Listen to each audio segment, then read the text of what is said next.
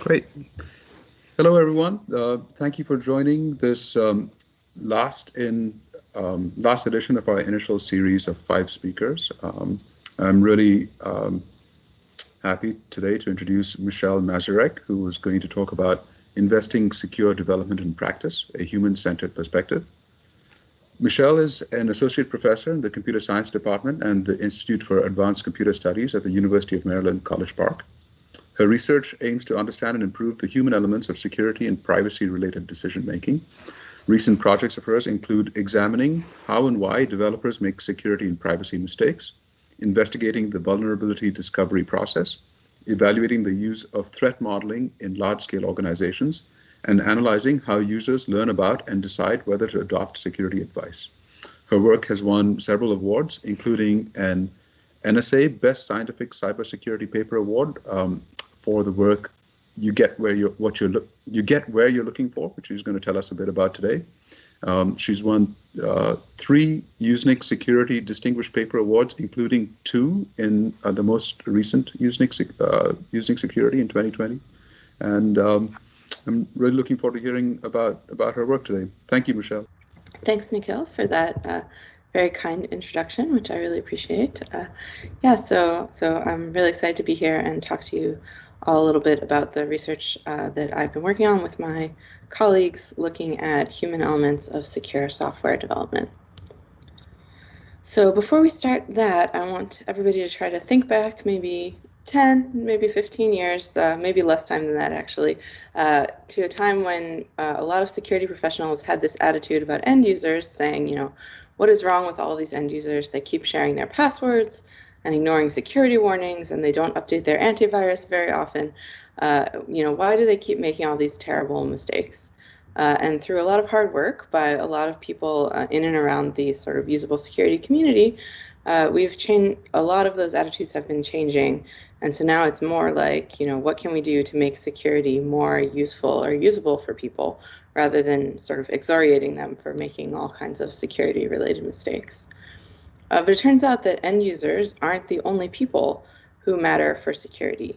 There are also software developers and testers, system administrators. Contrary sometimes to popular belief, those are all actually people also. And so we do need to take into account various human factors and effects when thinking about how all of these kinds of people make decisions that impact security. And sometimes when I say that, people say, well, it's all right because all those people are experts and they know what they're doing, so we don't have to worry about them the way that we worry about end users. So all of our software developers are experts, right? But of course, it doesn't really work like that. So this particular example is the go-to-fail bug, which appeared in macOS a few years ago now, relating to basically a problem with not getting your curly braces lined up in C that resulted in SSL certificates not being properly validated. And when you talk about these things, oftentimes you hear people talking about, what is wrong with our developers, right? Why can't they get their curly braces right? Why are people still messing up buffer overflows here in the year 2020? Like, what is wrong with these developers? And the argument that I'm going to try to make today and that I've been doing with my research is we need to get rid of that and instead say, what can we do to make secure programming easier for people, even when they're not experts, even when they make mistakes, even when they are, in fact, humans. So that all sounds nice, but it's not very specific, right? Like, what does that really mean, make secure programming easier? That could mean lots of things. So specifically, in my case, what I like to work on is I like to study the developers and other information technology professionals to understand what are they thinking, what are their motivations, how do they make their decisions, what are the things that affect the outcomes that they have. And then I also like to do empirical work that measures tools and interventions that are hopefully designed to improve secure development. So this can include things like security relevant APIs, like maybe cryptography APIs or web security APIs, tools for finding bugs, educational materials that are designed to train people, any of these things. What I want to know in my research is what happens when the rubber meets the road and actual people try to use these tools in real life to do things. How well does it work? What are the problems? What are the challenges that occur? And this includes both sort of already tools that we have and new tools that we're that people are trying to design to try to make these situations better. And my hope is that by studying and measuring these things, we'll be able to build better tools and interventions that work better in people's actual workflows when they are trying to do their software development work. And I do this basically by adopting methods from HCI and social science, as well as ideas and methods from security, programming languages, and software engineering. I have a lot of great collaborators who help me bring these different kinds of ideas together to try to do this work. In today's talk, I'm going to sort of briefly talk about 4 recent studies that we did in this vein that deal with understanding developers and measuring their tools, including a study related to Stack Overflow, a study comparing different cryptographic libraries, a study looking at the kinds of security mistakes that developers make when they're working in a secure programming contest, and some recent work looking at what happens when people try to adopt a new secure programming language with Rust as the case study. And then if we have a couple minutes at the end, I will talk about a tool that we made that I hope might be useful to some of the people in the audience. So first, I will talk about the impact of information resources and documentation. And this is a paper with my co-authors, Yasmin, Michael, Zasha, Duan, and Chris from IEEE S&P in 2016. So those of you out there who write code may have had something kind of like this happen to you. Please don't try to read that teeny tiny text, but just assume that you were writing some, in this case, Android code in the Android version of Java using Eclipse, and you ran into some kind of an exception that you hadn't seen before. And perhaps what you might do is you might go ahead and type something related to that exception into Google. This is the part where when I give this talk in person, I ask people to raise their hands if they've ever done this, and they all always do, so I'm just going to go ahead and assume that you would all be doing that too if I could see you. Right, and perhaps after you type it into Google, you might end up somewhere that looks kind of like this, which is in fact a page from Stack Overflow. I'm going to go ahead and assume you're all going to raise your hands for this part as well, right? So you might end up here. And in particular, for this example that I just searched, this person ran into a validation error with an SSL certificate, and this answer that they found on Stack Overflow suggests that they override the certificate validation and simply trust all certificates. Now, I will say that this solution will cause that exception to go away with 100% likelihood, right? Always. The validation error will, in fact, go away. So in some sense, this solves your problem in a really great way. However, it's not really great for security, right? Because now we're not actually testing whether these websites that we're visiting are actually who they're claiming to be. This isn't just an academic example. My friend and collaborator, Zasha Fall, and his colleagues back in 2012 measured a whole lot of real apps that were doing this, simply validating all TLS or SSL certificates. And as part of their measurement study, they sort of emailed a few of the developers of these apps and said, hey, what happened? And the developers wrote back and said, well, you know, we had this exception and we didn't know what to do with it. And we copied and pasted this code that we got from the internet. So we thought, okay, you know, did we happen to find like the 3 people on the planet who this has happened to, or is this actually like a larger thing? And can we try to measure like how often does this happen? And does copying sort of bad code from places like Stack Overflow cause problems? And we were also curious about, you know, how this compares to official documentation. So Android, as an example, has extensive official documentation provided by Google. And so we were sort of curious about how that stacks up to finding things on Stack Overflow. And we put together a lab study comparing different information resources. And we started by designing 4 short Android programming tasks that are designed to have sort of a secure and an insecure, but both kind of functional solutions. So maybe you have to store some private data, and you could store it in such a way that it was available only to your app, or you could store it such that it was publicly available to every app on the device, for example. So we put together these 4 short tasks, and then we assigned all the participants to one of 4 conditions, either using only the official Android documentation from Google, only being able to use Stack Overflow. Some of the people we actually gave PDF copies of 2 Android books, and some people had sort of free choice of the entire internet to use for helping themselves out while solving these problems. For this study, we recruited 54 participants. They were primarily students, although 14 of them were professionals, as defined by getting paid to program in the recent past. And we did require all of them to pass sort of a short quiz demonstrating that they knew something about Android programming before they started. We put together a skeleton app and an emulator that we gave them to work in. Said, go to town, work on these programming tasks. Sort of important to note here that we did not tell them to please make this program as secure as possible. We told them we were interested in studying how people develop for Android, and we were curious if they didn't have security in mind, would they end up with secure or sort of insecure solutions by default. And to evaluate this, we took a look at first what I'll call sort of functional correctness, which is, does the code compile and does it do approximately the thing it's supposed to do, right? Does it store the data it's supposed to store? Does it make a network connection to a server? We also took a look at security, which is, if the code is functional, does it achieve this in a secure way? And of course, when you ask, is code secure, that's a question that could have, many possible answers or interpretations. But in this case, we're specifically looking for, we had a set of preset categories of different kinds of mistakes that people could make, and those were the ones we were looking for. And we also asked them to tell us a little bit about whether or not they were thinking about security and what they thought about the different resources that they tried to use. So here's a quick overview of what happened.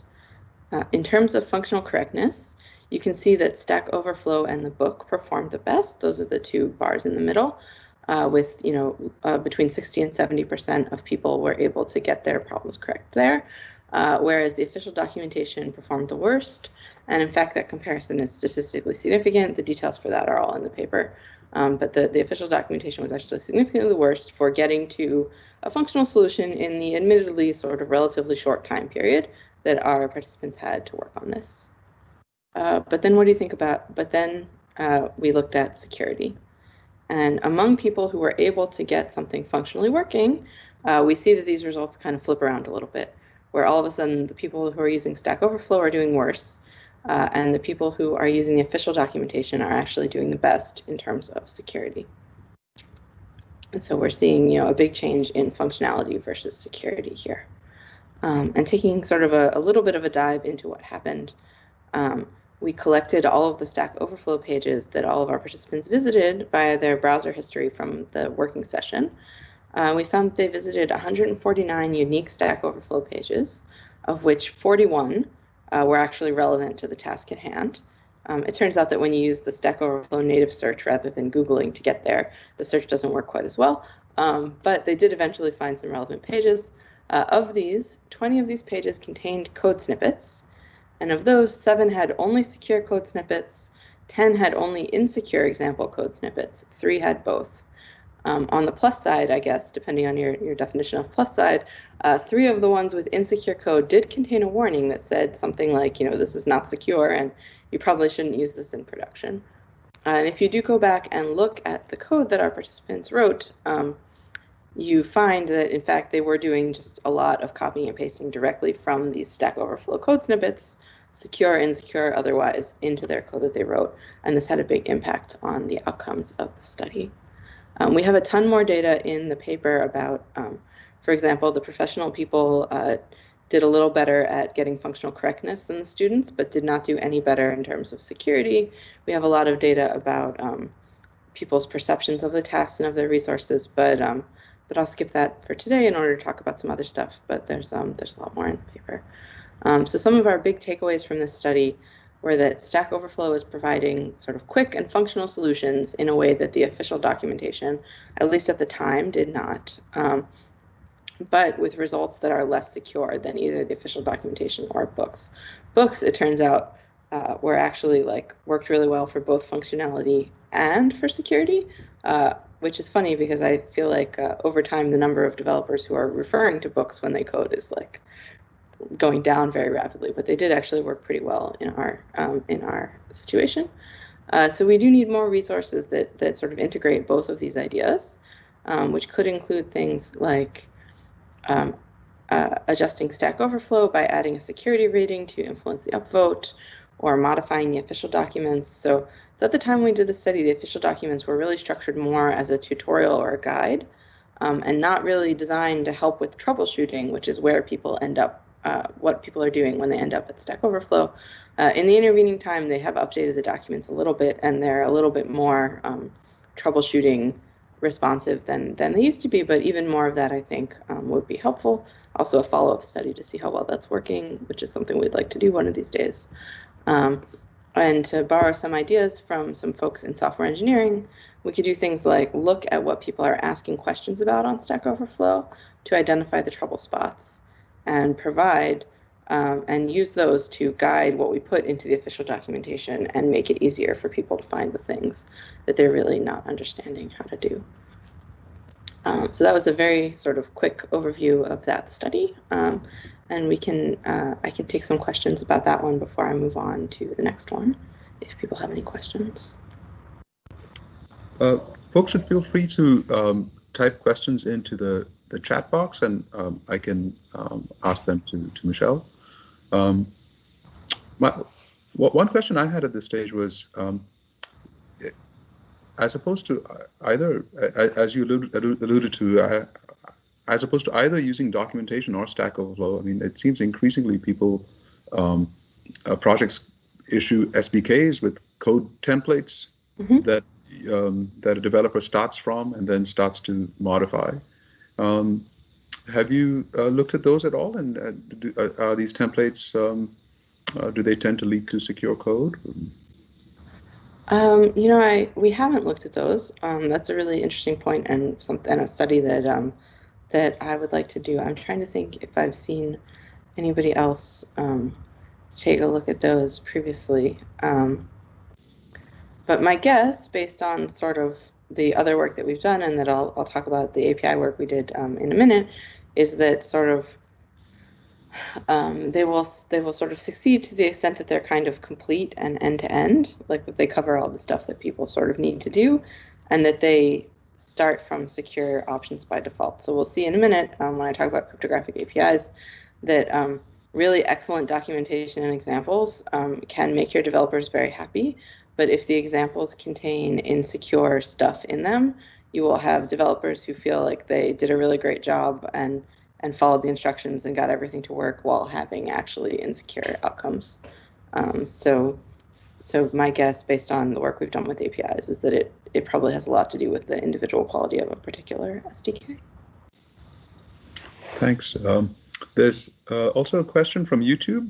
Xinyu Xing asks, does the Stack Overflow practice also apply to sophisticated software like the Linux kernel?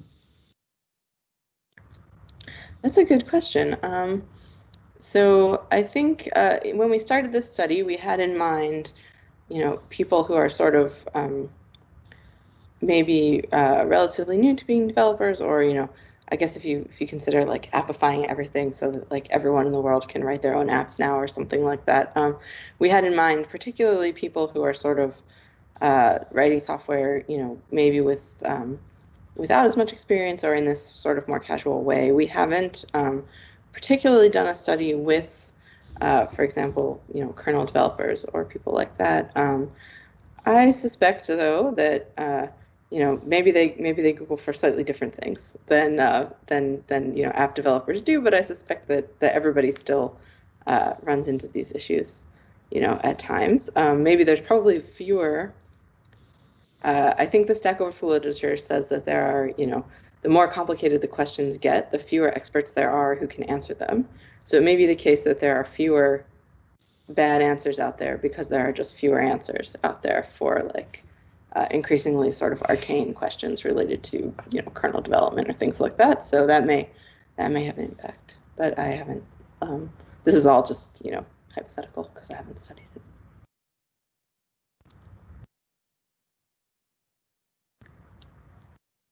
Who asks, do the quick functional solutions mean solutions adopted to apply on real-world production programs?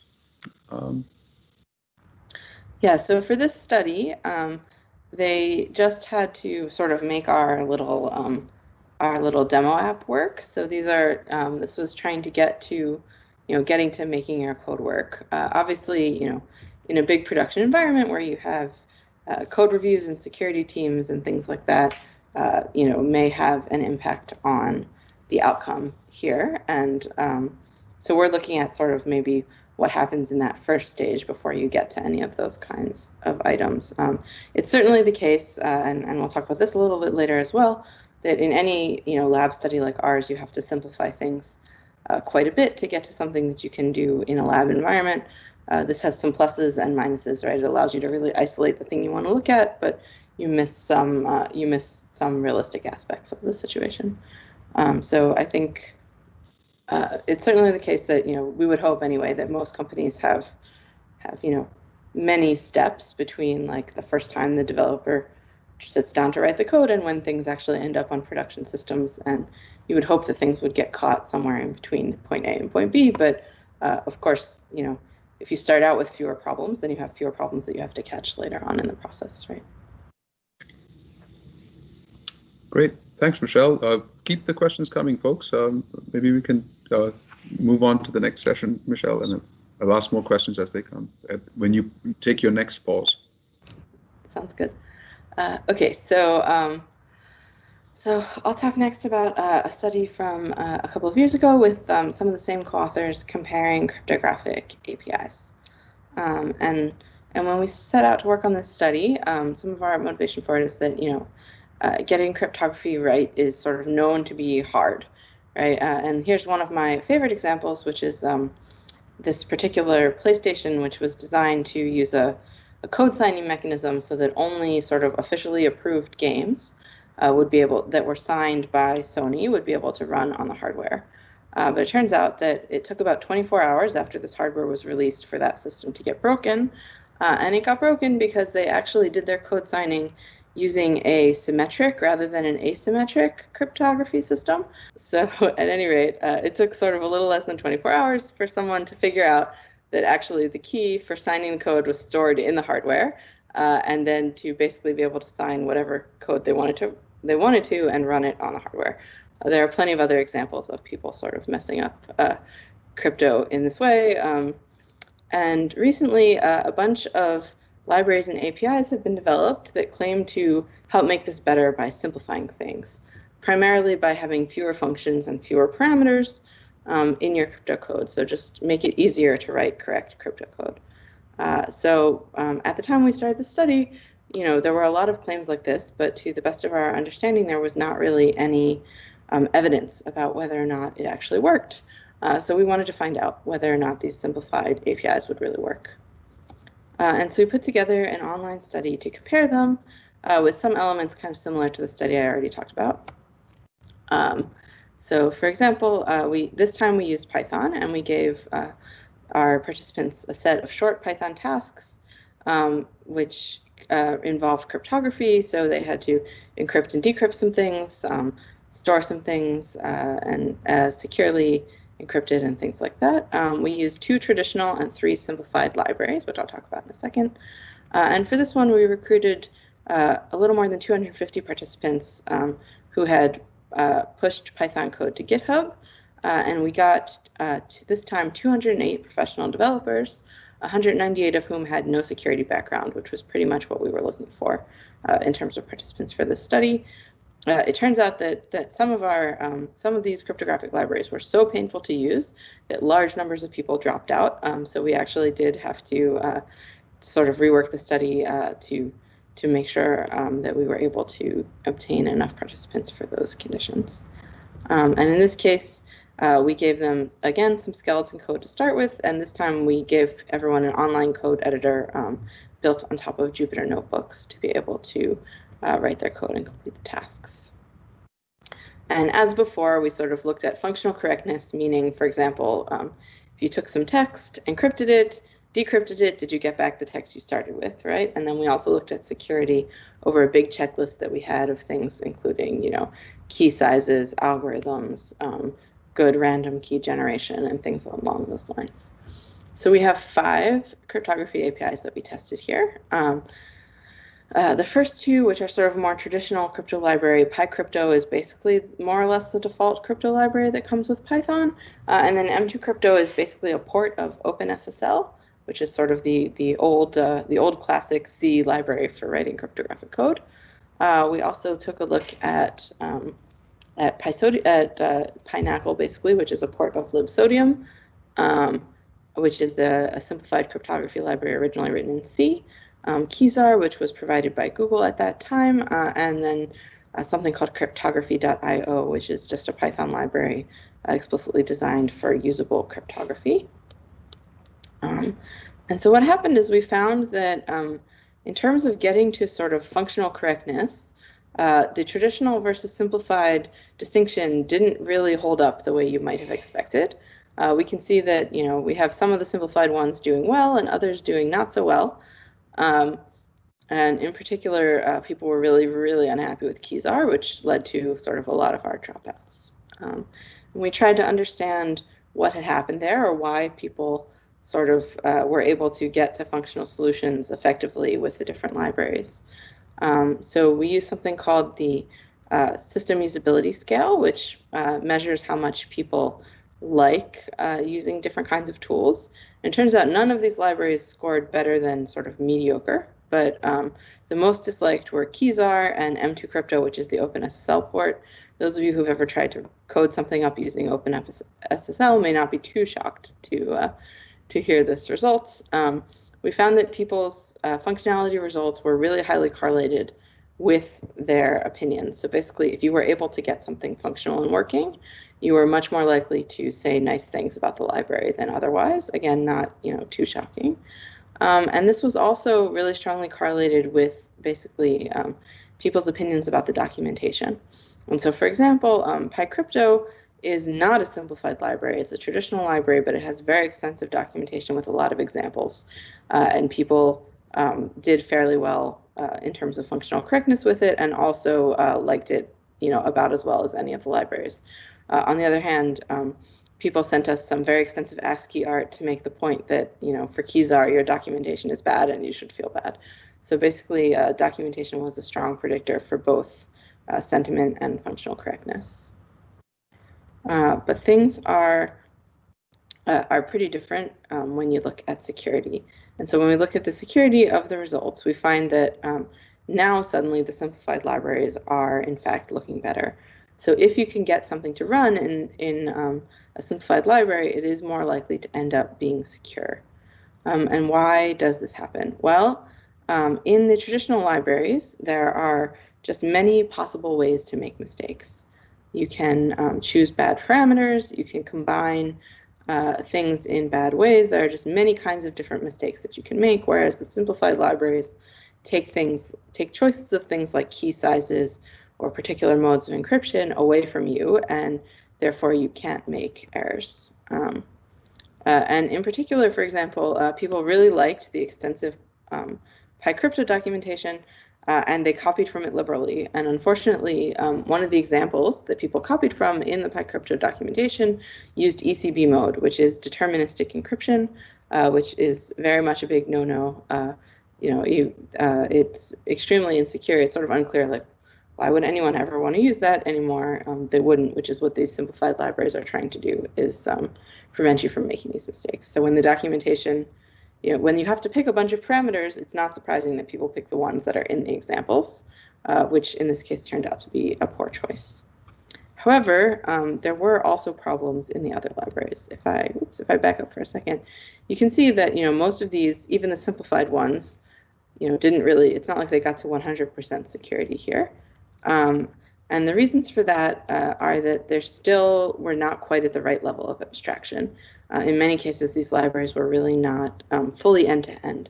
So they didn't cover things like key generation, for example. And so you can take away a lot of bad choices, but if you're not showing people how to use good random number generation to get a good high-quality key, then you still are opening people up to problems.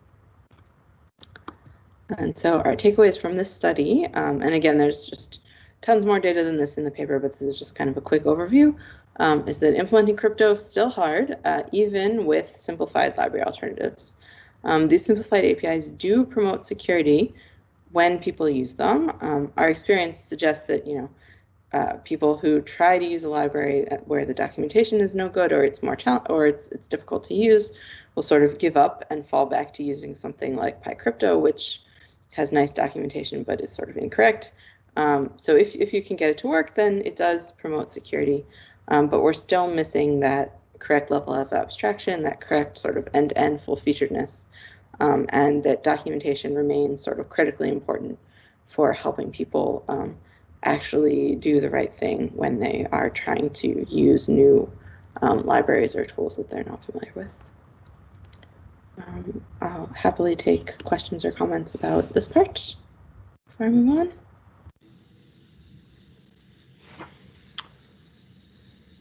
Happy to have questions from the chat.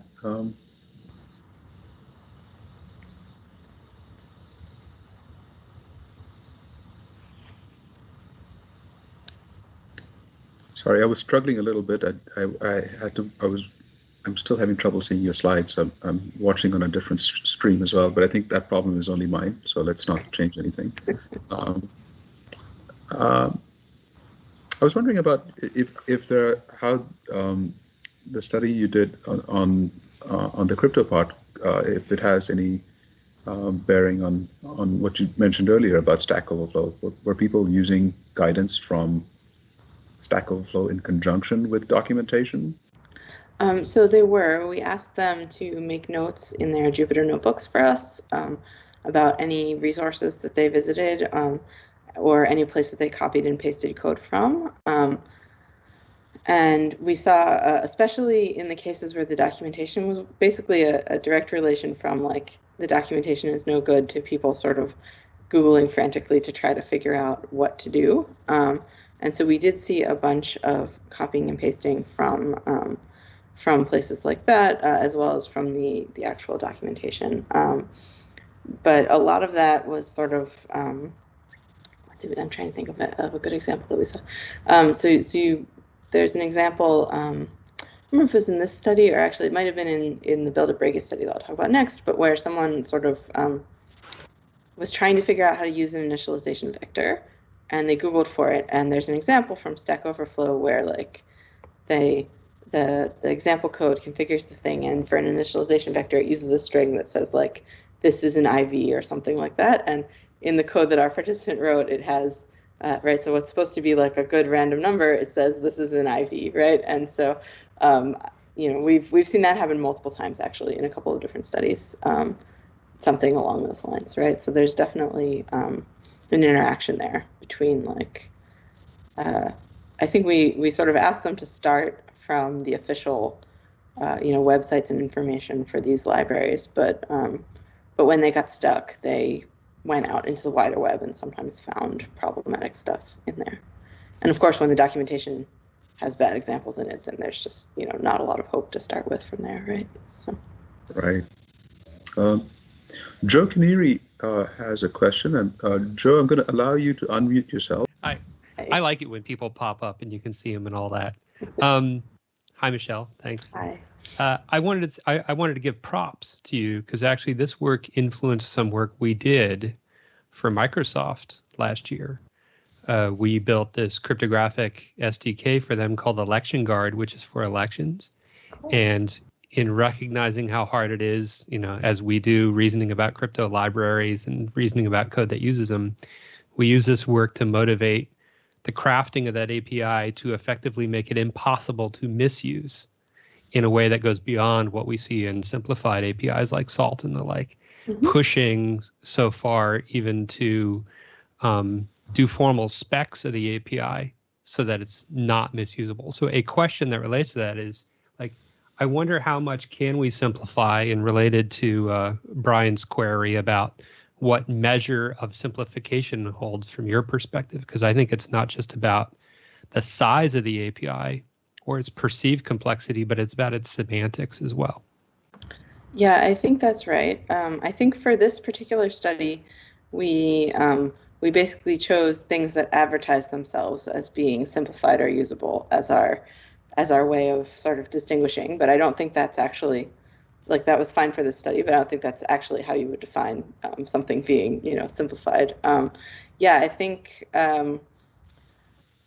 semantic, yeah, I think that part of it is complexity, having fewer, choices to make, so reducing the number of bad choices you can make, but also semantics and sort of like, as I mentioned, sort of being fully end-to-end, so having like a specific use case and handling, just soup to nuts, everything that you need from, you're going to have to generate some keys, you're going to have to store the keys after you generate them in some way that is secure, right? You're going to have to do all of these things and not expecting the potentially inexperienced programmers to figure out how to do all of those things, but rather building all of that in so that it's sort of all covered. And even just the, like the PyCrypto thing, it has a million functions and a million options, but it might have been okay in that people just sort of followed exactly the examples of the directions if the examples had been all right, right? So like we probably should just give them fewer choices, but on some level, like showing them what the choices are that they need for a particular situation is really important to sort of minimizing mistakes. And I'd be very curious to take a look at the election stuff that you mentioned, because that sounds really interesting. From YouTube, actually, just to follow up, Brian, you spoke a bit about simplicity. Brian's asking about, is there a way to measure simplicity? And I don't know if you want to add anything about that. So I don't have a direct measure for this. Certainly not that I've tried to validate or anything. I think there are probably a bunch of sort of proxy measures you could come up with related to how many functions you need to use to accomplish a certain goal, or how many parameters you have to choose from. There's a bunch of work actually coming out of Microsoft from a long time ago related to sort of what does it mean for an API to be usable. And I'm just the worst at proper nouns of things, and I'm totally blanking on the name of the thing, but it'll come to me probably later in the talk. But and we sort of tried to develop a self-report scale, which is talked about in this paper, that uses some of those principles related to sort of how learnable is this API? How many things do you have to know to be able to use it? Do you have to learn the whole thing to use it at all, or can you learn like a small piece of it at a time? Also, it contains questions like if you need to extend or add to it in some way, how easy or hard is that? So there's a bunch of questions like that. These are not metrics in the sense that I could like run some software to measure them on some API, but you could have a bunch of developers use it and then give you feedback in that way. So I think there's a bunch of sort of proxy kinds of metrics you could come up with to get to some of those things. Right. Thanks. I think one last question before we move on. Itarian from YouTube asks, were you able to capture any data about the people who dropped out? We have some, so I'm trying to remember. So we can sort of see like how far into the process they got. So if they got as far as, did they start solving the problems? How many of the problems did they solve before they dropped out, and so on. Unfortunately, the survey was at the end, so the people who dropped out, we didn't get sort of their demographics or background or anything. But we can see basically that a lot of them sort of spent some time trying to solve the programming tasks and just got really frustrated and gave up. We did try to build the study so that it was like, click here if you just want to give up and move on to the next task, because but I think people became so frustrated that they just said like, forget about it, I'm leaving. And so yeah, you could see I think part of the some of the things, some of the tasks were pretty hard to do, like with Keyzar, some of the tasks you had to sort of actually get to some mostly undocumented functionality. So we had just a few very intrepid people like go read the source code of the library and sort of figure out how to do it. But otherwise, it was very challenging to complete some of the tasks with that. So I think that's part of what scared people away, for sure. Great, thank you. Mm-hmm. So we'll go ahead and move on to the next part, where I'm going to talk about some analysis we did of the results of a secure programming contest. that's been running at UMD for the past several years with my co-authors Dan, Kelsey, James, Matt, and Mike. And this was published at USENIX Security this year. So far I've been talking about sort of controlled experiments or lab or online studies, which are really great, but as I sort of mentioned earlier, they have lots of benefits, right? You can have lots of control, you can make comparisons well, but you do have to simplify the problems a bit to make them fit within the study parameters, and it's just hard to get to like full ecological validity. You could imagine doing some work at the other end of the spectrum where you sort of go and camp out with developers at some company and watch them as they work and get like really realistic understanding of how things happen. And in fact, I have some friends and colleagues who did that. They wrote a great paper that was at SUPS this summer about basically doing an ethnographic study of secure development. But of course, this also has its challenges. It's sometimes tough to find a company that will allow you to sort of hang out in their space and then write a paper about all the things that they're doing wrong. For some reason, people aren't really excited about that.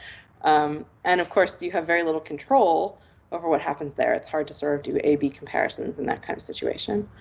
So we went looking for kind of a different point in the trade-off space. So none of these points are perfect, but when you sort of put them together, they all have value. And we went looking for sort of another point that splits this difference a little bit differently. And we started from this secure programming contest that we have. It's called Build It, Break It, Fix It. And it balances these trade-offs just a little bit differently. So this is a secure development contest where participants work in teams. We give them a spec. So everybody has the same instructions for the type of program to build, which in the past has been sort of like a secure database with access control.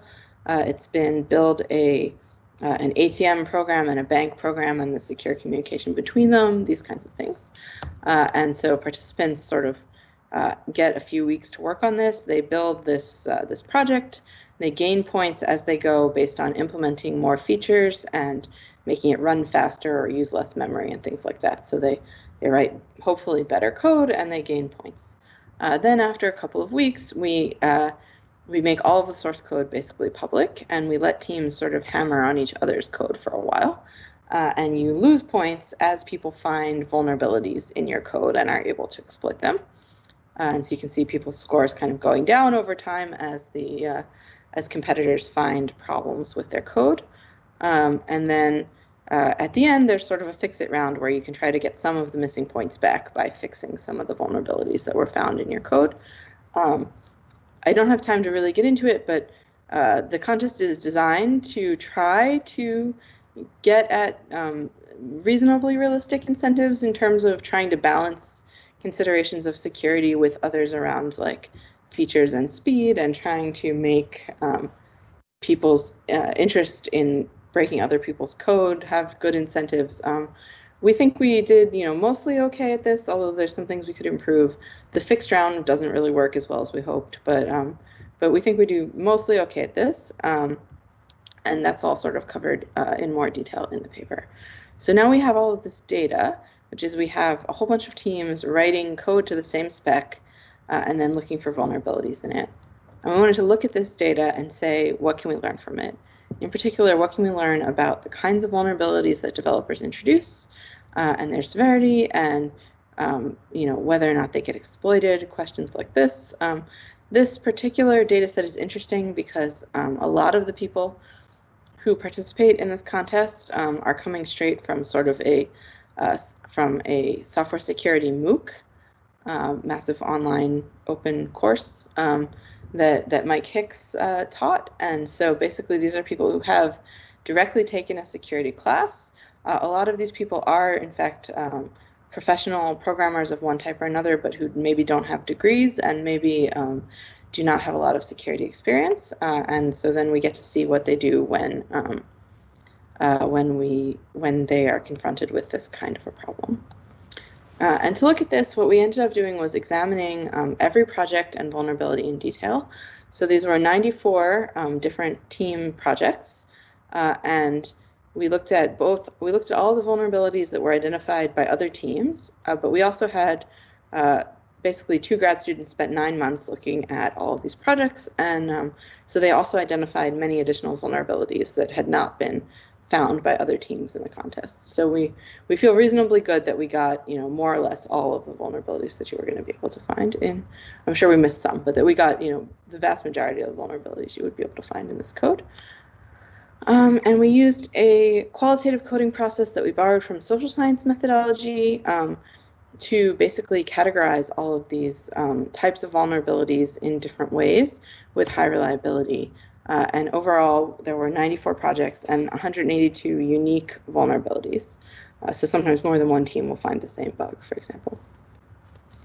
And after doing all of this analysis, we ended up with a bunch of different classes of vulnerabilities, which I will go ahead and talk about. So the first class is what we'll call sort of no implementation vulnerabilities, which is basically the project team has essentially missed some security property, that they have just not even tried to ensure some kind of security property in some way. And we subdivide this into two subsets. The first set are sort of what we'll call missing something intuitive, something that's like relatively clear from the spec, we think, and that is sort of more obvious. And this is things like, trying to have a secure file but having no encryption or no attempt to, to hide the content of the file in some way, or our secure database problem, just not implementing any access control on the database, for example. On the other hand, the second class here is what we'll call missing something unintuitive. And this is missing properties that are maybe not as explicit from the spec, but that you do need. So for example, missing integrity. So you realize that to keep this data private, you need to encrypt it, but maybe you don't realize that you also need to make sure that it can't be messed with. So maybe you don't have a MAC or some other kind of integrity, or not taking into account, for example, replay prevention, so in a network security environment, something like that. So we did see a fair number of those. We also had a set of classes that I'll call misunderstandings, which is basically they attempted to handle whatever security property we're talking about, but they exhibited some kind of fundamental misunderstanding that prevented them from being able to do it correctly.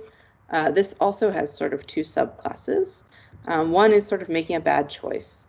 So using a weak algorithm, right? Hashing something with MD5 for a security purpose, or using some kind of homemade encryption or encoding rather than using a real accepted encryption scheme. We also classified here something like using stir copy throughout your code, because this is sort of a choice that's going to make it very difficult for you. You're going to have to make sure that you are checking those bounds really consistently all the time, every time you use stir copy. Whereas if you used better, better string manipulation functions, you would not be setting yourself up for failure in quite the same way. We also had a set of misunderstandings that we'll call conceptual errors, which is where you made a good choice about the thing you were trying to do, but then you used it incorrectly. So some of these were sort of insufficient randomness for something that needed good randomness, like to generate a key or a nonce. One sort of unfortunate example of this was a team that used for this sort of secure file storage problem, used a pre-existing encrypted database that handles all of the encryption integrity for you. And actually, in some sense, this was a really great choice because they didn't have to implement any of the security stuff. They just had to use it. However, they did go through and turn off the page-wide integrity protections that the database comes with by default. And they did that to sort of improve their performance, which it actually only improved their performance a very tiny amount. But you can kind of see from their commit messages that they didn't really think that there was also sort of there was like a per entry integrity and then a full page integrity. And they thought this was redundant, and so that the full page integrity was not actually providing any value, so we might as well get rid of it even for like a very tiny performance speed up. And we also have a set of errors that are basically mistakes, so some kind of silly programming mistake that you probably would not make 99 times out of 100 if you wrote this code, but it happens, like a control flow error, One of these was a team that put together a very nice nonce-based replay protection design, and then simply forgot the line that added the nonce to the list of previously seen nonces. So every time they went to check it, the list was empty, and so they had, even though they had designed the thing correctly, there was just no replay protection. And these bubbles are sort of very roughly proportioned according to how frequently we saw them. These percentages are the percentage of projects that exhibited this. They may have had more than one. And we can see that actually no implementation and misunderstandings are significantly more frequent than mistakes, and that missing unintuitive things and conceptual errors are basically our two biggest sources of problems. And this is, pretty interesting as a result, because we see that that these participants, like I said, many of whom had just come from taking a security class, understood that they needed security, but they really struggled with what that meant. Despite the fact that the security class specifically dealt with things like integrity, they still had a really hard time with it. My own experience teaching a security class is that people just have a hard time with integrity in general. Like, you spend a lot of time on it, and everybody groks confidentiality immediately, but integrity is tough. And most of the mistakes were actually found by the breaking teams. And so things that are simple mistakes, we have error checking tools that can find some of these, and they can also be found fairly quickly, usually with code review, in this case by the other teams, but also presumably by like a professional code review in a real setting. But it's much harder to deal with these conceptual problems. And so we can, so this is sort of what we think is a really important area for future research, right? The reason we don't have more tools for these conceptual problems is that it's hard, right? It's not like nobody thought of this before, but we think this is really like the most important place to go to try to think about how to better accomplish some of these, make it easier to find these conceptual problems or avoid making them. This kind of plays back into our previous discussion, right? Like, if you can build a crypto SDK or something that is bulletproof and can't be misused in some way, then you reduce the attack surface for these kinds of conceptual problems that turn out to really be challenging. So I know we're sort of pushing up against the time a little bit. Do you want to take more questions now, or keep going and save them for the end? I think we're okay with time. The way I'm seeing it, we're interleaving questions and presentations. So let's if you're happy with it, we can just continue in this mode until 10:30. Oh, that sounds great. Joe Canary mentions that the classes you observed closely resemble those that have been characterized by MITRE and NIST in their new CWE 4.2's hardware design weakness enumerations, which is surprising to me that the classes you identify on student programmers of vulnerabilities seem to persist to hardware designs, where surely if you're designing hardware, you've been doing this a long time. Well, I mean, I guess everybody starts from somewhere, right? But I think a lot of the participants that we had here had been programming for a long time. They didn't have much security experience, but these are people who have worked in like some kind of programming job. Maybe they don't. A lot of them maybe don't have degrees, but they've worked directly in programming or IT for I'm trying to remember what the average experience level was, but it was certainly more than 5 years. It might have been closer to 10. I'd have to go. I might be lying. I have to go look in the paper to double check. But yeah, these concepts are just hard, right? And they're hard to test for. I mean, we know this about security, right? It's like very hard to prove a negative. So it's much, right? If your feature just doesn't work, then you're probably going to notice. But if it sort of works but doesn't have replay, right? If your replay protection never triggers, maybe you're just never going to notice that happens, right? So I think it's these are just hard concepts, and there's just not been. I guess I don't find it as surprising that there's similar kinds of problems around in hardware as well, trying to find security problems which are just hard to observe, and find all of them. Mm-hmm. But I hadn't seen that hardware CWE, so I'm going to take a look for that for sure.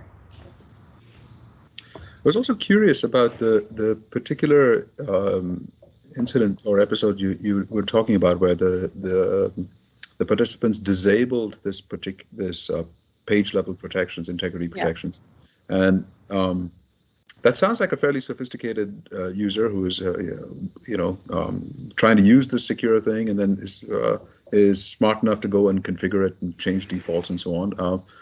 Did their configuration lead to an exploit? I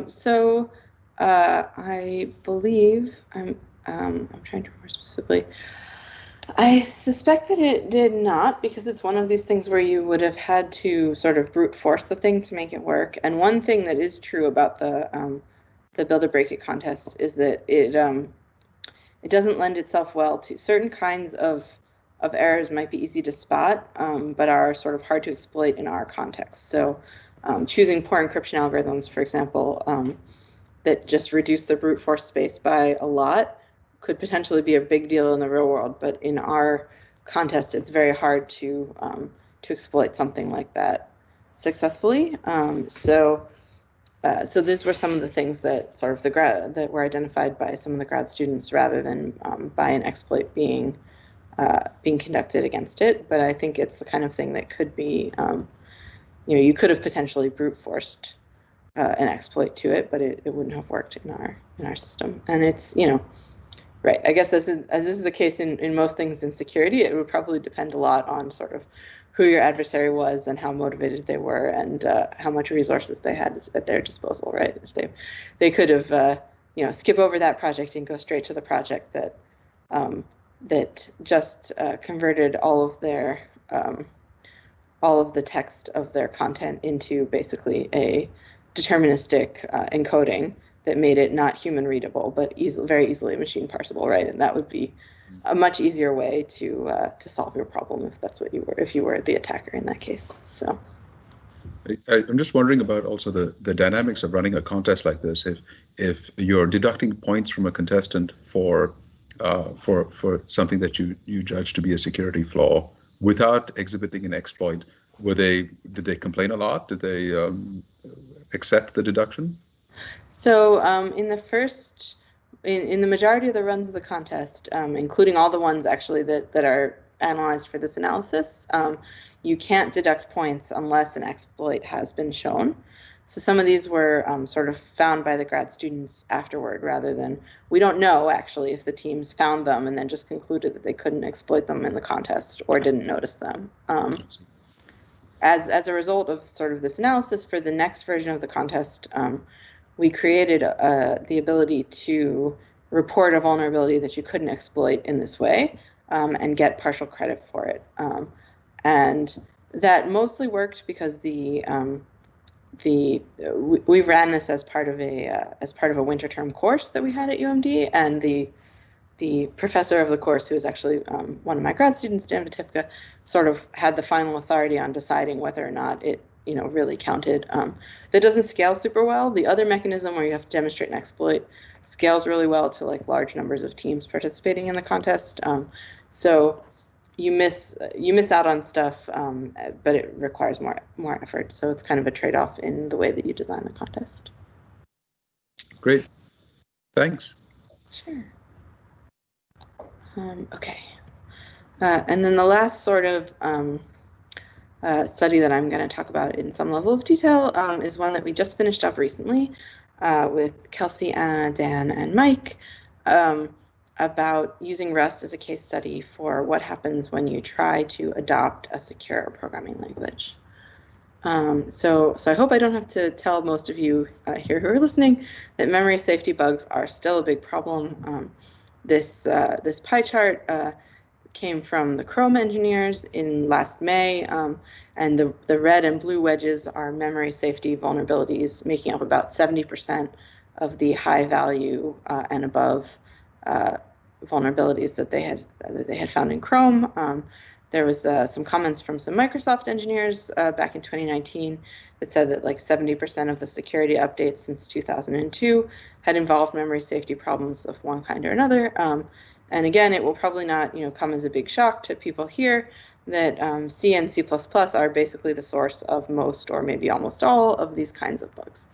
And if we want to stop having these bugs, which I think we do, we need to somehow, this is again not new news, we need to either fix or replace C and C++, right? And I'm sort of not here today to get into the argument about which of those we should do, fixing or replacing, but I'll instead talk about what happens if you do try to decide on replacing, what happens when people try that.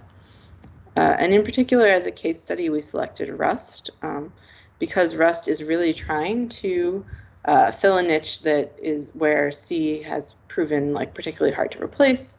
It doesn't have any garbage collection. It's intended to, really be performant in things like systems code, embedded systems, drivers, things like that have been sort of hard to get rid of C in these cases. What we wanted to understand is sort of what are the benefits and drawbacks of trying to adopt Rust to improve your security, and sort of what does that whole process look like from a human and organizational perspective? Like, what are the human and organizational factors that come up, barriers, challenges when trying to switch to a more secure language? And for this study, we conducted 16 interviews with primarily quite senior people at different companies, most of which you have heard of. I'm not going to name them, but who had sort of worked on teams that had either adopted Rust or had spent some significant time trying to adopt Rust and then failing. And then we topped that off with a survey that we administered to the Rust community in various community forums, and we to ask people in all of these cases about sort of how they learned Rust, what do they like and dislike about it, how has the adoption process worked for them, how does the community work for them, and all of these questions to try to understand how this is working for people. It's worth noting that we sort of, by virtue of where we were able to recruit people, we probably did tend to overweight people who like Rust relative to people who maybe have tried it, hated it, and left. Those people are harder to find. But so perhaps you can assume some of this stuff is a little bit weighted toward the positive side, but we do think that we still identified, we got a lot of good feedback about things that people don't like as well, and we think that that will extend to some extent to, maybe more so to the rest of the community. So in terms of people using Rust, most of our participants said that they, found the security and performance benefits to be as advertised. So we're trying to have, security and run fast, and that was more or less accomplished. We did find, however, a pretty frequent use of what Rust calls unsafe code, which is basically turning off the security guarantees for some small, hopefully small fraction of the software in order to accomplish something that is, hard to accomplish underneath the security guarantees. And we found that there was actually surprisingly little oversight of how this unsafe code was being used. We were expecting to maybe hear a little bit more about, like, if you want to use unsafe, you have to, go through a special code review, you have to justify why you need it to this person, and then you have to go through some special extra testing. But mostly we found sort of ad hoc procedures around, like, oh, it had unsafe, so we looked at it a little harder than we might have otherwise, but not like any kind of official process. And we also found that the majority of our participants had either ported existing code into Rust or interoperated with existing code, and on the whole found that process to be, not too bad. Especially for fairly common situations like Python, C, things like that. Perhaps the biggest challenge that we did find, maybe not a huge shock here, is that learning Rust is really hard. Our participants mainly started learning Rust from curiosity or because they perceived it as a marketable skill. And on the whole, they reported that it was significantly harder to learn compared to other languages they have learned. For example, 3/4 of our survey participants said it took them more than a week to get to the point where they could write a program in Rust that would run and compile, or would compile and run. Compare that to I don't know, in most languages you could probably write some kind of quick hello world program a lot faster than in 1 week when you're trying to learn a new language.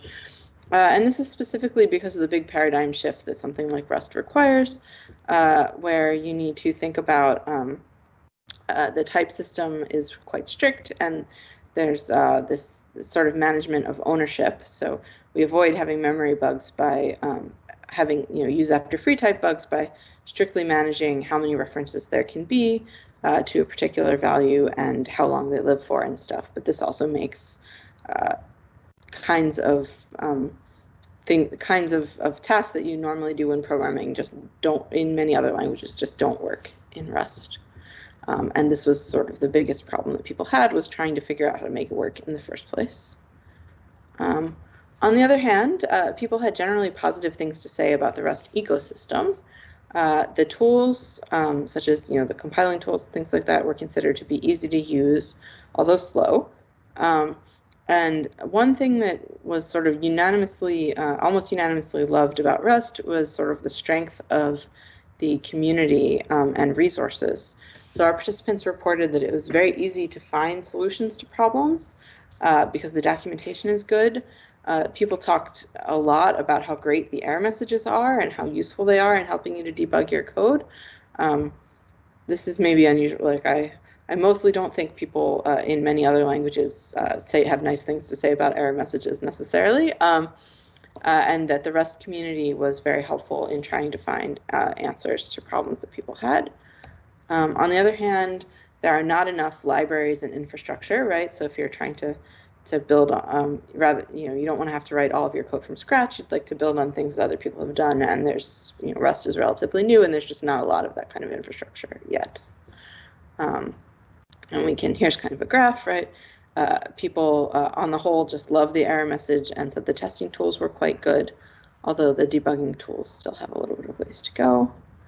And one participant said, if I have a problem with Rust, I Google it and there's always an answer, which I guess brings us back to the original study that I talked about in terms of Googling for problems, although maybe there'll be functionality problems and not security problems this time.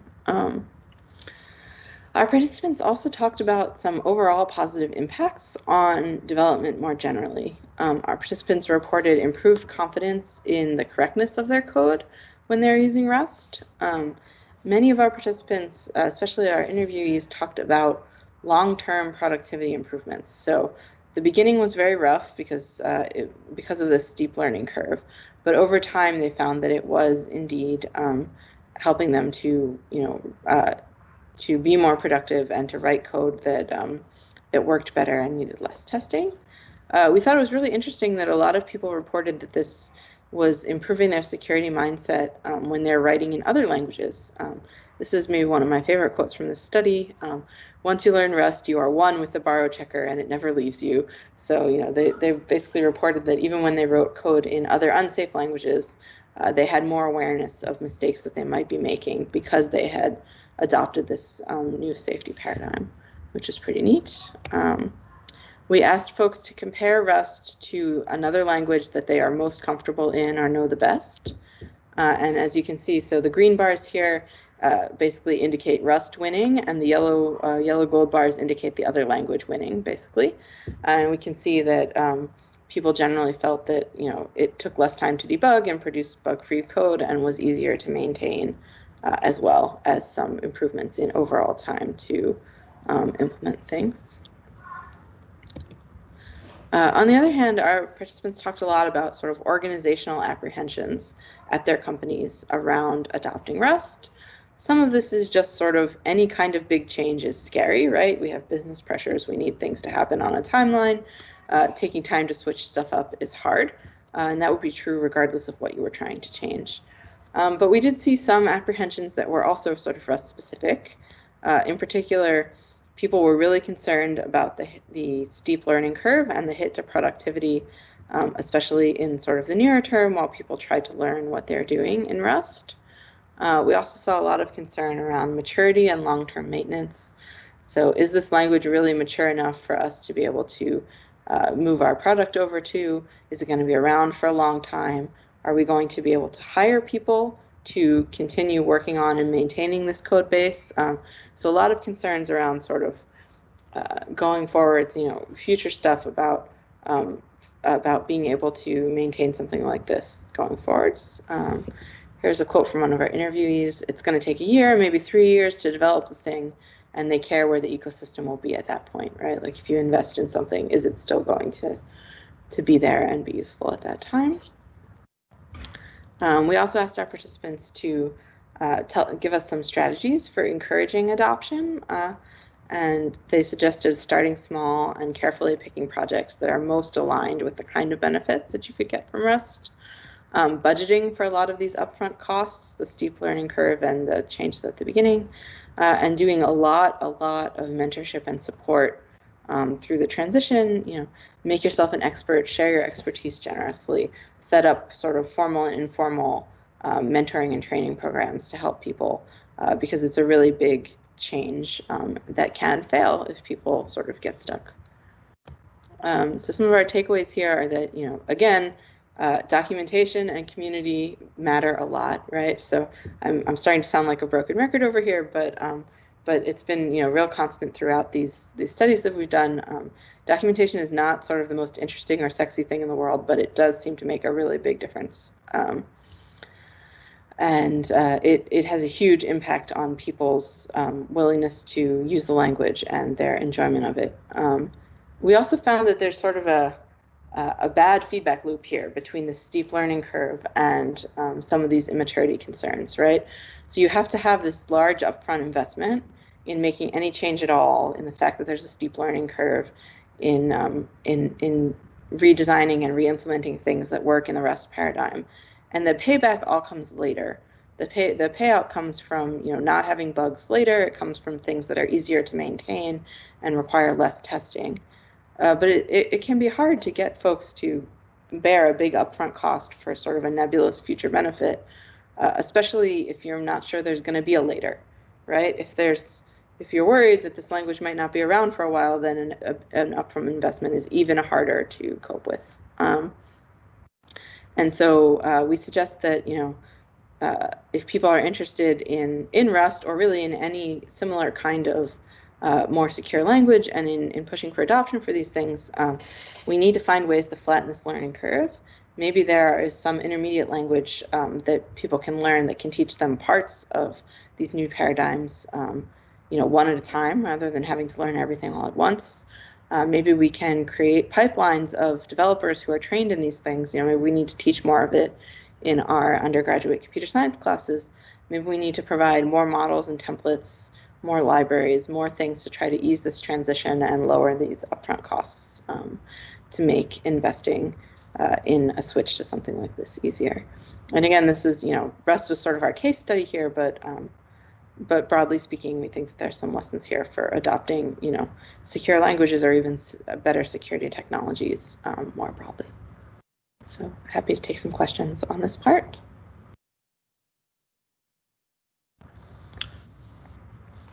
Thanks, Michelle. That's really interesting. I'm curious, when was the study conducted? In a fast-moving community like Rust, things change quickly. Yes, so the interviews were mostly like early, like last winter, basically. Last winter, maybe a little bit of last spring. And the surveys were mostly conducted last summer, so summer of 2020. Okay, that's quite recent. Okay. Yeah, it's not. Yeah, it's pretty recent. So, yeah. I'm curious if you know, in how the recent Mozilla reorg has been perceived by people like your survey participants, especially in terms of this question of longevity of a language. Yeah, I think we may. I'm trying to remember how the timing of that went. I feel like we may have just missed that, where like we had talked to people like slightly before that happened, because I don't think we got a lot of data specific to it. But I agree, it definitely came up a lot when we were discussing the results and talking about things that like the reorg, and, you know, adds some amount of uncertainty to future stuff, which contributes to some of the kinds of problems that we saw.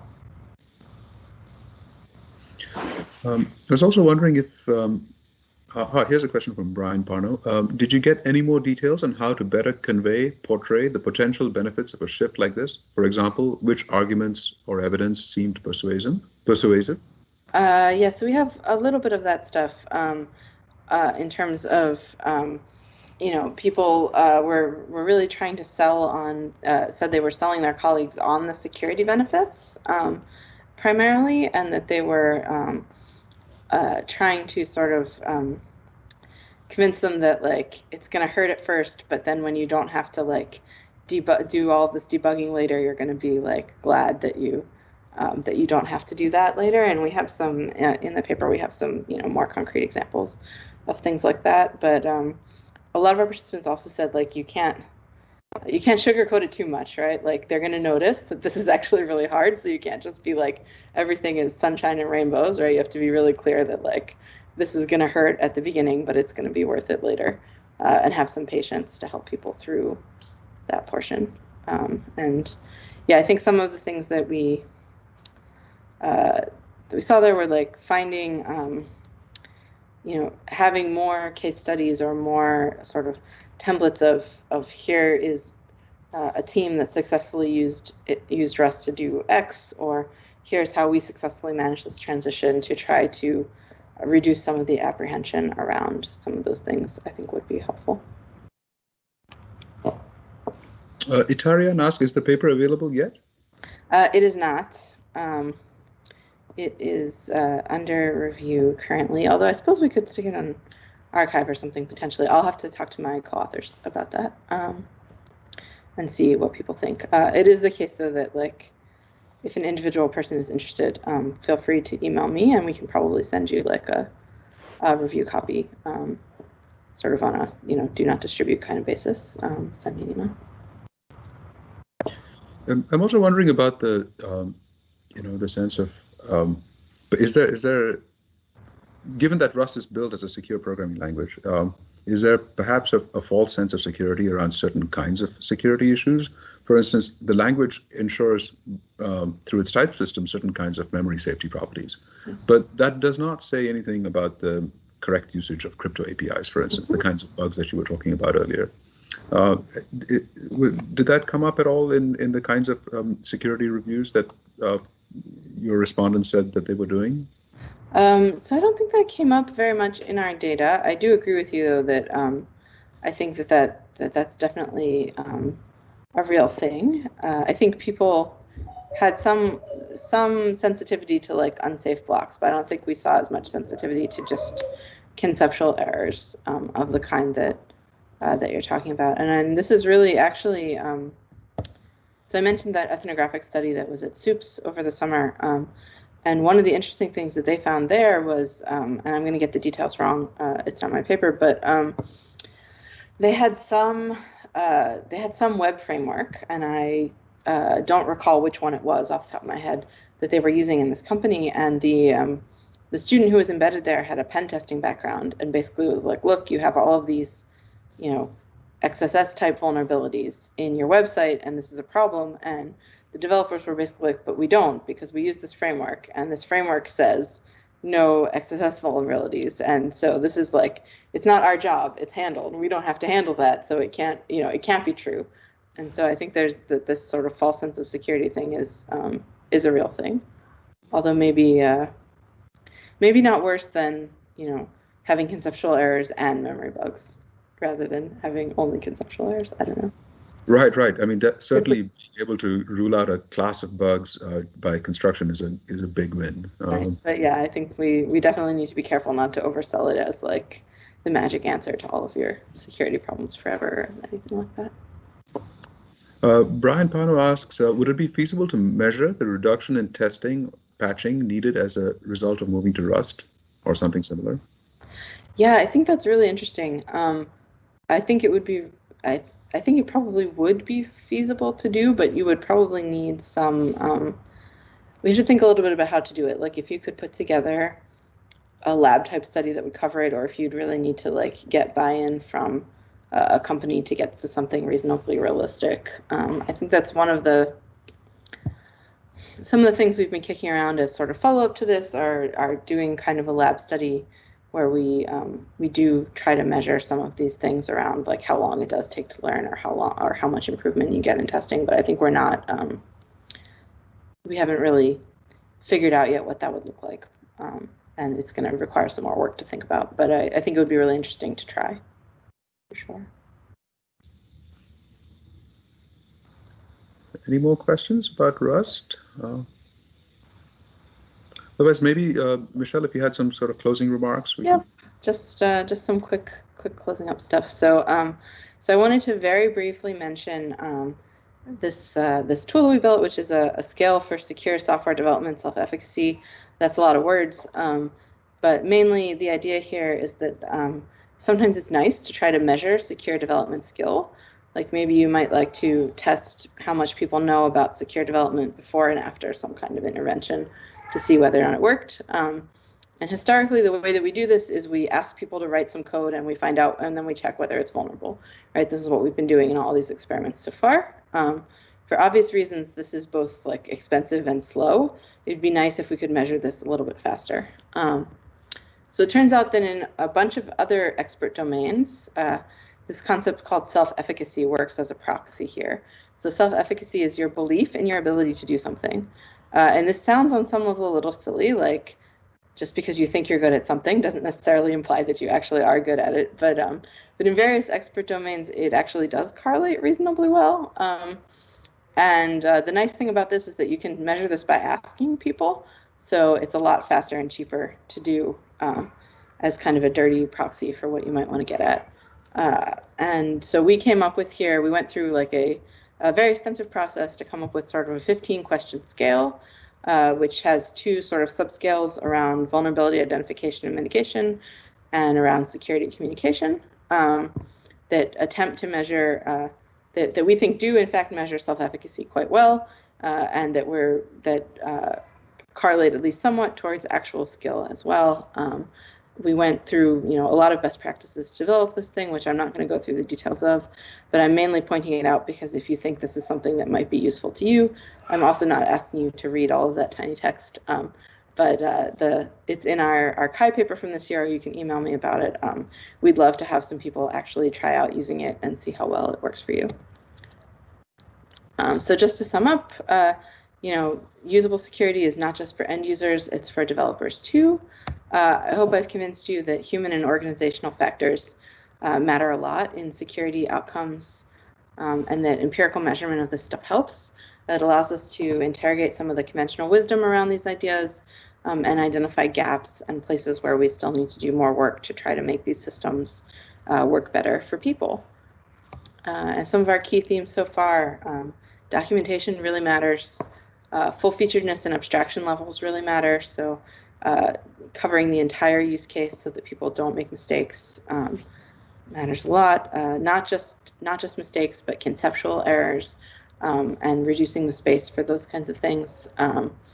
And also we see lots of examples where like doing something that might be more secure takes longer or is more expensive or has a deferred benefit. And maybe that means that, it's easier to copy a code snippet from Stack Overflow than to go like read a detailed tutorial in the official documentation. Maybe that means that it's really painful to learn a new secure programming language and transition to it. And so finding ways to sort of reduce the upfront investment in more secure outcomes could hopefully make a big difference. So I just will briefly acknowledge all of my amazing students and collaborators who've contributed to these and other projects. All of our participants without whom we would not have any research, and the projects that I mentioned here today have been funded in part by NIST and by the NSF as well. And that's about that. Thank you, Michelle. It was really great to have this perspective from you. It's a great reminder that all the work we do is there are people involved, and it's easy to, too many of us lose sight of that. I'm certainly guilty of that myself often. I was trying to understand the secure development evaluation thing you presented at the end. I was trying to read quickly through the questions you had on that survey. Yeah, I can flip back to that. Yep. I was sort of looking at it from a perspective of you could transpose these questions to apply to a variety of other scenarios. In particular, I was thinking of it in terms of could you ask these questions of people who design specifications for secure APIs? You know, if you've written a very detailed spec. Yeah, I think you. The spec. Yeah, so I think we tested this. So we built this by looking specifically at sort of a bunch of secure development frameworks and talking to experts about that and testing. We tested these questions specifically with developers, but I would imagine you could have something, you know, quite similar that would work for other situations as well, right? So you would want to like be careful not to just assume that it will work without validating it or anything like that. But yeah, I think a lot of these things apply. And again, this is sort of, we started with 45 or 50 possible items for people to comment on, and these were the ones that turned out to work the best for trying to distinguish among people and attempt to measure something, you know, useful basically around secure development. And again, there's, you know, we need to do a little further validation to make sure that we're quite confident that this is measuring self-efficacy. We have some preliminary indicators that correlates well to actual skill, but we do need to do a little further validation. And if anyone has a use case for that we could use for that validation, we'd be thrilled. But just, you know, we've used it a little bit in the Build It Break It contest, and it seems to work pretty well. So they're just a sort of a quick and easy way to get a sense for how much different people know about secure development. Right. I mean, I was almost thinking of it as, in addition to being usable to measure self-efficacy in a group of people, just referring to these list of questions as a reminder in a design process, as a checklist. You know, have I addressed these things in designing my piece of software? Seems useful. Yeah. That's a great point. I mean, I think a lot of them came from things like secure development frameworks that are sort of designed to be used that way as checklists. So that's kind of their ancestry. But yeah, I think there's you know, I think that would be an interesting use case to try to see if you could build that into like the security review or the threat modeling phase or something like that. Would be pretty interesting. We're officially at time. If there's another question or so, I'm happy to take a last question from the audience, if any.